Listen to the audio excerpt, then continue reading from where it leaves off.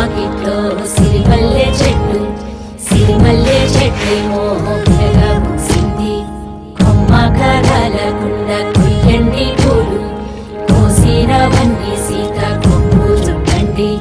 కొప్పున పూలు గుప్పే తంతెందుకండి, కోదండ రామయ్య వస్తున్నాడండి.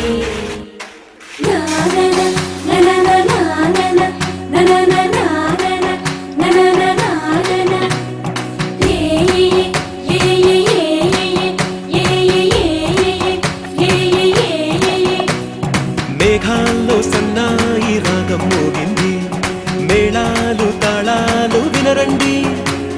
సిరికి శ్రీహరికి కళ్యాణం కానుంది, శ్రీరస్తు శుభమస్తు అనరండి.